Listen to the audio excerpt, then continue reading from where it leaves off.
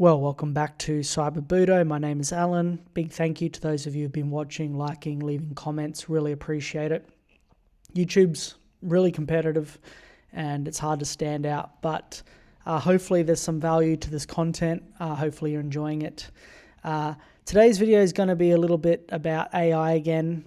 I was asked a question about what I thought about where the AI industry is going, and the person who left the comment, thank you for starters, made some really good points, and I tend to agree with them, but I'm just going to share a little bit about, my journey working in cyber and what I'm seeing happening right now. Now, I need to be honest and transparent that obviously not obviously no one knows me, but I'm not going to bull crap. I don't have any hidden knowledge. I'm not a fly on the wall of the executive's office in large Fortune 500 companies. I don't know what the intention is. I don't know how far this is going to go. I can only speculate based on what I read, what I see, and what I'm currently experiencing as a SOC analyst. Now, I've been working as a SOC analyst for about 2.8 years, roughly thereabout. So it's a good job. I like cybersecurity. And sorry, when I say 2.8 of a year, 1.8 as a SOC analyst, and I spent a year doing service delivery reporting for the SOC. So working in the SIEM, looking at tickets and things like that, but it was a different kind of role, not so much a SOC analyst role, but an entry-level role that I was doing that got me to my current role. So just want to make that clear. So I don't have a lot of experience. Like, most people who make YouTube videos are coming from, 10, 15 years of experience, degrees, multiple industries and jobs, and that's good. I mean, we can learn from these people, but sometimes you can get a little bit out of touch with the reality of the hiring process and actually what it's like being a new guy. Some of the more experienced guys tend to forget that. But their advice is good, and they've done the hard yards too. They've worked their way up as well. So it's coming from a good place. So today I just want to talk about AI, like artificial intelligence. Is it going to wipe out cybersecurity jobs? Right now, currently, while I'm saying this, I don't think so. I don't think SOC analyst, penetration, red team testing jobs, I don't think they're going to disappear. But right now, currently, as it stands, it's being heavily augmented. AI augmentation is a really big thing right now for companies. They are integrating it into their systems. They are integrating it into their reporting processes, the triage processes. If you're new to cybersecurity, triage is, if you're a SOC analyst, triage is the process of filtering through alerts to see where there are priorities or concerns in a list of alerts. It's a big part of a SOC analyst job, a lot of which now is falling to automation because AI can make these judgments a lot faster. However, not perfectly, and this is the point I want to emphasize. AI is a tool. It's augmenting, but it's not perfect. It is getting better. And I believe that in order to shore up money, artificial intelligence companies, Anthropic, OpenAI, they need to keep pushing people on this idea that it's a superior technology that's going to continue to outpace everything and everyone, so people continue to invest in it. And it likely probably will. I mean, looking at the capability of Fable at the moment, Fable 5 or Opus 5, whatever, it's quite impressive. It punches out tasks way faster than the average human can. But I think it's going to be a co-pilot. So it's changing the industry. As for where AI is going long term, I don't know. I think people have pretty heavily invested in it now, and it's technology that threat actors now have. So to just abandon it, it's not going to happen. Is it going to be the Skynet Terminator scenario? Maybe. I don't know. Again, people are genuinely concerned about AI, and I understand why. For me personally, I think it is going to be a big game changer, but I wouldn't go throwing away your degree or throwing away your cybersecurity training program just yet. There is a need for humans, Because think about the nature of what you do as a cybersecurity professional, whether that be GRC, penetration testing, or being a SOC analyst. It's security. You are the mediator. You are the person who looks at the network traffic, looks at device events and processes and human activity, and you make judgments and assessments based on context, based on security, because you're dealing with technology. And what is the fundamental thing that you learn when you are studying cybersecurity? It is that all connected technology has risk, and all connected technology has vulnerabilities. It's how you mitigate and minimize the risk of it. You can have a 100% protected, secure computer.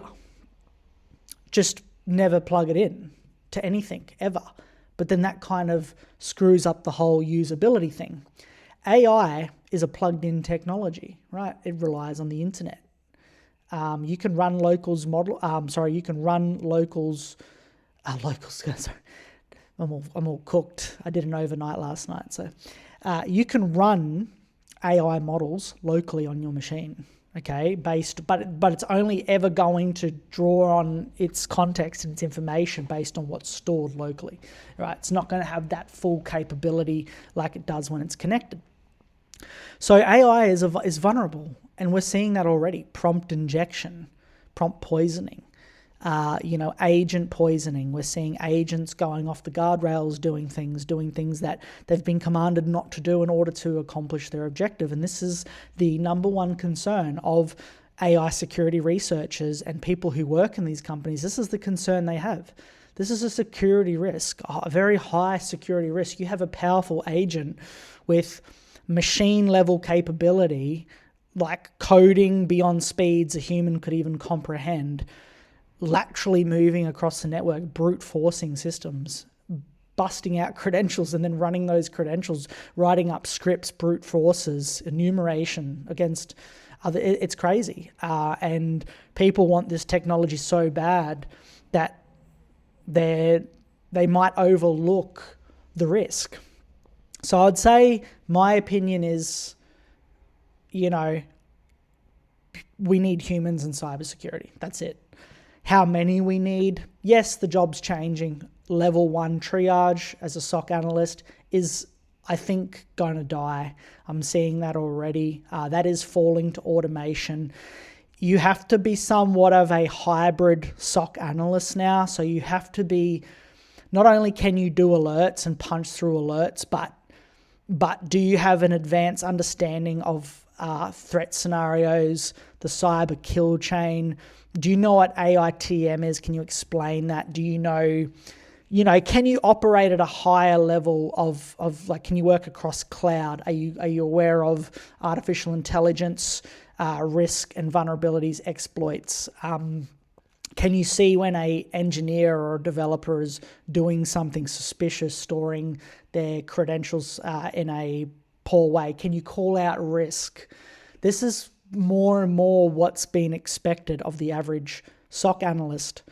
I think as we progress, it's knowing more and more, right? So it's not just closing out suspicious emails. It's not just looking at suspicious travel and ringing the customer or messaging the customer. It's a lot more than that now. And that's what I think companies will expect of their analysts, to be able to do more things. And the question is will the pay keep up? Will there continue to be entry-level opportunities? A lot of what we deal with is insider risk.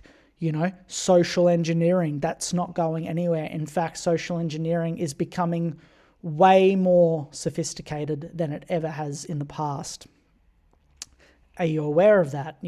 So yeah, that's my 2 cents on the subject. I think it's just going to augment it. It's going to speed things up. We as analysts and pen testers and GRC consultants and whatever we are going to need to rely on AI to help us and use it to fight AI threats. But at the same time, it's not removing the need for security. It's kind of increasing the need for security, and it's also increasing the expectation that you know a lot, as that you learn more and that you be competent across a range of domains.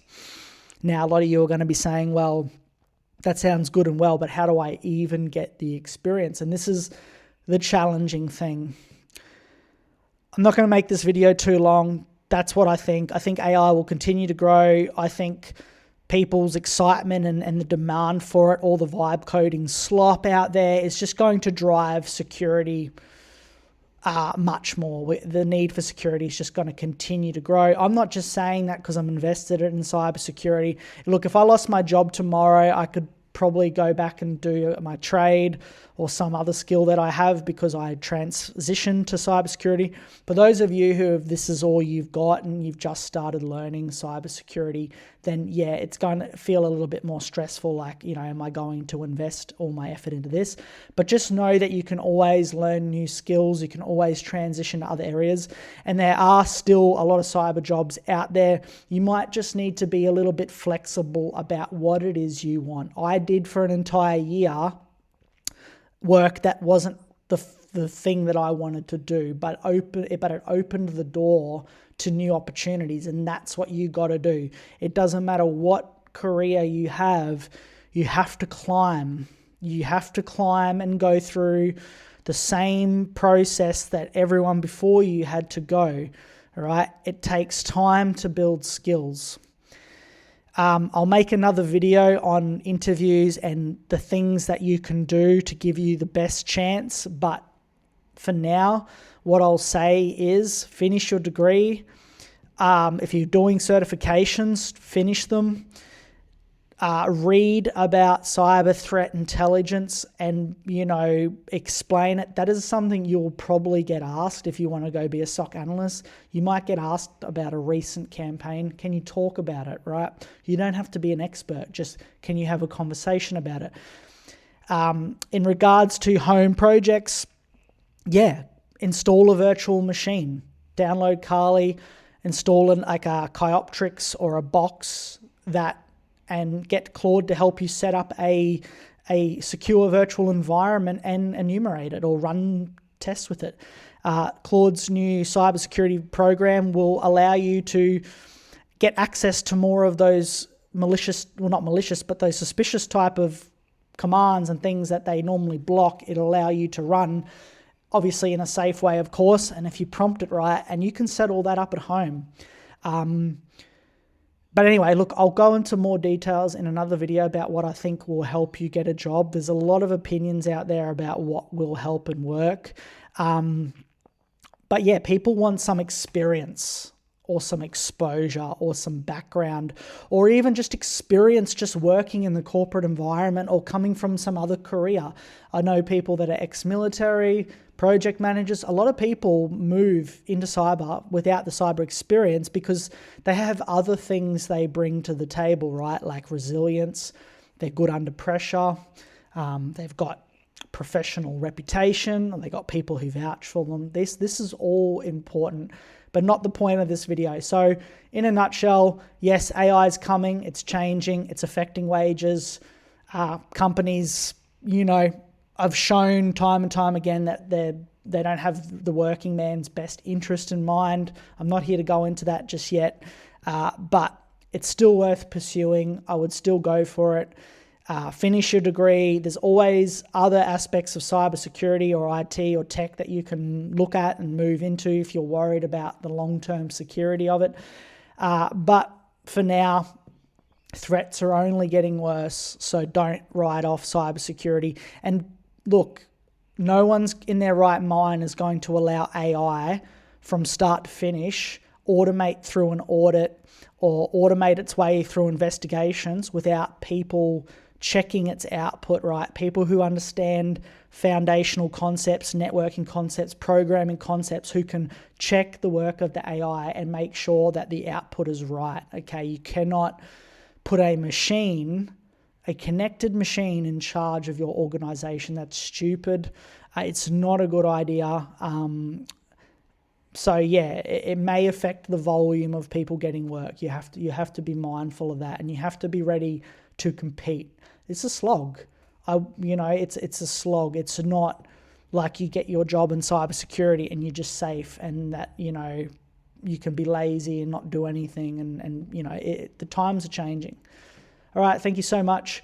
All the best. It's a good choice. You're making a good choice for your life. If you're not 100% sure what it is you want to do, cybersecurity is a good place. There's a lot of things within cybersecurity that you can do, that you can learn about. I'm very glad I made the choice. Yes, I get tired working in it. Everyone in cybersecurity, if they're being honest with you, does, and will tell you the truth, that it's not always easy, but it is a rewarding and it is a cool career. I mean, it's a job where you get to like look at threats and read about cyber attacks and you know, program and code, write your own scripts, security programs. It's cool.